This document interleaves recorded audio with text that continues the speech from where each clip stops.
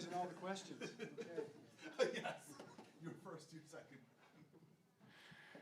Okay, great win against a tough opponent who was ready to play. Very well coached, very hard playing, very talented team, and you saw it out there today. So really proud of our guys.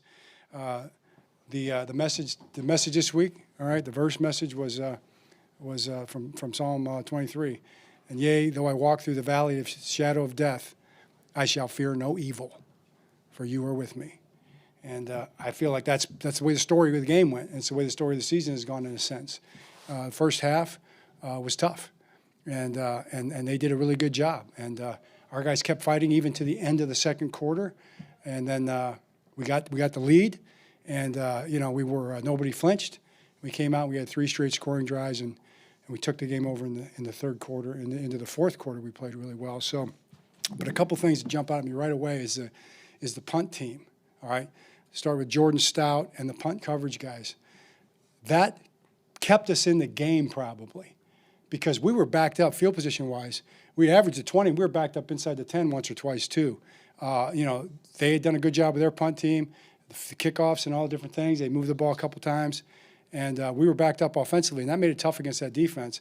And then our punt team would bail us out and push them all the way back inside the 20, a couple times inside the 10, and then even at the 5 late. I mean, that punt at the end of the game was unbelievable. So I think our punt team, in a lot of ways, kept us in and was the difference maker in the game. And Chris Horton deserves so much credit for that. Chris Horton has done a great job. This is a young group. That was the #1 ranked special teams in the league coming in here.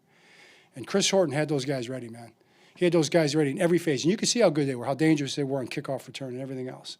Got the big kickoff return to Keaton that got that scoring drive started in the second quarter. So really proud of that. I thought Chris, I just want to make sure we mentioned what a great job Chris has done with those guys. And then there's young guys, man. It's a bunch of young guys, a bunch of guys that compete and get after it and fight and practice hard every day. So proud of those guys.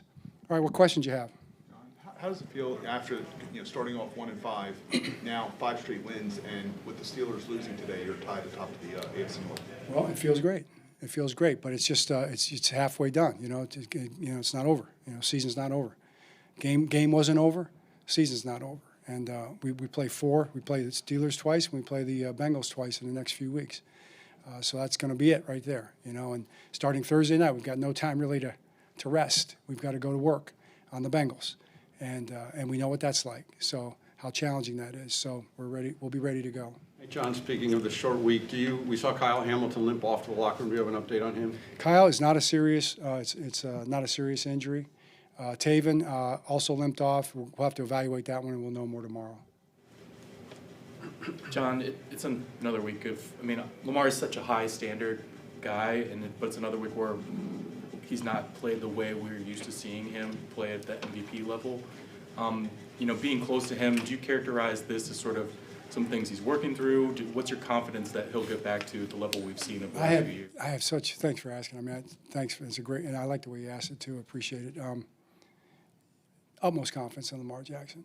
Always will. He's my guy. He's our guy. He's our quarterback, and Lamar's doing what he needs to do. He's winning football games, and it's not always pretty. I don't know how many times in the last however many years we've had wins like this where we've gotten up here and said, it's not pretty and it's not perfect, but it's us. It's us competing and fighting, and that's what Lamar's doing. The pretty games will be there. They'll be there for Lamar Jackson. You can bet on that. But I'm proud of him right now. I'm really proud of him. The way he's fighting to win football games. John, how big was the 4th and 2 stop in the third quarter? So big. Kind of shift momentum. So big. Nate, they went after Nate with a little hitch stop there, and he just played it perfectly technique-wise. He challenged a young corner sometimes, his technique, his eyes, those kind of things, and he played it beautifully. Hey, John, early in the game, you guys had 4th and inches. You brought the punt team out. You called timeout, and then you brought the offense back on. Was that a case where Lamar Jackson talked you into it, or was that a plan all along? Well, I did see his facial expression. I will have to admit to that. But really what it was shorter than we thought. It seemed a little longer for whatever reason on the spot, we thought. And, it was really a situation where you're probably punting everything unless it was inches. And it turned out to be then it looked like about 3 inches. But then they spotted it right before the field goal, right before the snap. And I'm like, that's like a half a yard. I think they moved it back again, But we got it. And so I thought that was awesome. That was big.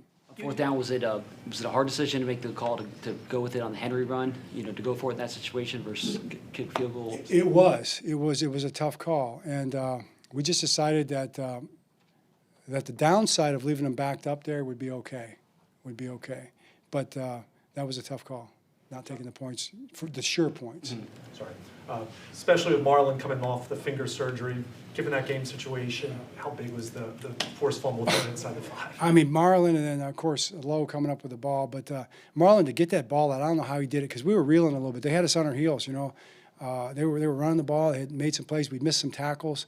And then he comes up just huge. I mean, that, to me, is like that's the lion spike right there. That's the lion spike of the game right there. And then the pass rush. How about the pass rush? I thought those guys bringing it on the pass rush was good. Now, I'm disappointed in the fact that Tyrod got out, but we knew that. He's a hard guy to get down. That was pretty much a lot of their offense was him scrambling around and making plays on the run. But we got him down. We got some pressure, especially at the end in the fourth quarter. The fourth quarter pass rush is a big deal. You cautioned that, season is not over yet, but to get back to this point, but even before Thanksgiving where everything's still in front of you from where you were at 1-5, what sort of stands out to you about your ability to do that?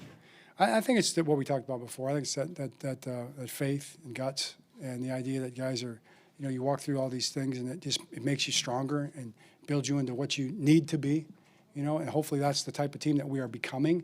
And we still have a whole bunch of games left, to fight through, and they're all going to be tough games. Every single one of them will be like this. The rest of the season is going to be tough. So we're going to have to be tough also. We're going to be tough enough to deal with it. But the pass rush, how about Dre on the 2 sacks, 2 sacks, coming up with those sacks and getting him on the ground late, that was huge.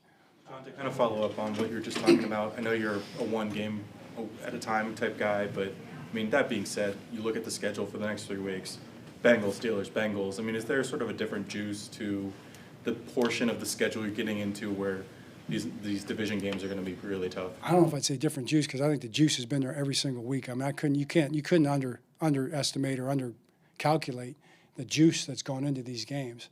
And the fact that our guys have what it takes to bring it again, like Roquan was talking to the team in the locker room and the final break about that very thing this week against the Bengals. And it's just the Bengals. It's the Bengals on Thursday night. That's it. John, with Derrick Henry, I think he's now up to 12 on the all-time. I think he passed Marcus Allen, Edgerrin James. I know you're not thinking about it at the time watching him run, but is it kind of interesting to see a guy that, just every yard he's moving up kind of NFL history? It is. You start running out of game balls. How many game balls can you give him? So maybe we'll wait till he cracks the top 10. I don't know. But he's going to get more yards. And then, having players like that on your team, and this guy sitting right here is in the same category, but or like DeAndre Hopkins, who's going after his 1,000th catch. Thought about trying to get him his 1,000th catch there too, but he won't have to do that. It's coming. It'll be there Thursday night. So seeing those guys play and being a part of that, their careers, is really cool. John, last year there were struggles with special teams and penalties. This year through 12 weeks, you guys are probably top 5, top 10 in both those categories. Just how helpful can that be to a team like this going through some ups and downs, and just what is it like to see it kind of come out on the field today? Such a good observation because that's a difference maker. We are. I don't know how many penalties we had today. It wasn't very many.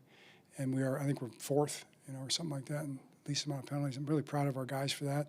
Tony Mihalik's done a great job for us, but everybody, has done a great job. And special teams is, today was a big challenge for the special teams. It was a red letter game, the old red letter game. Michigan used to have red letter games. Ohio State was one of them, and this was a red letter game for our special teams, and they really came up big. 2 more for John.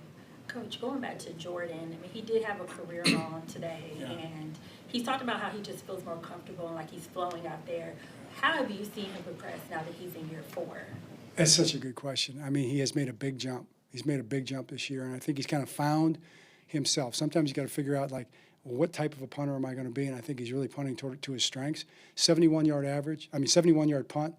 I think it might be the 6th longest in history. No, the 61.5 average is the 6th longest in history for his average today. 61.5 average, 6th longest since 1960. 74-yard Yeah. is the longest. Is that were you born in 1960, Bo? I was not born yet, were you? I was not. That's probably why I asked that question. I'm looking, Cliff. Oh, there we go. Got a couple back there. Nice. No, but his 74-yarder was the longest, tied Sam Cook for the longest ever By the Ravens, right? Sam had a 74-yarder.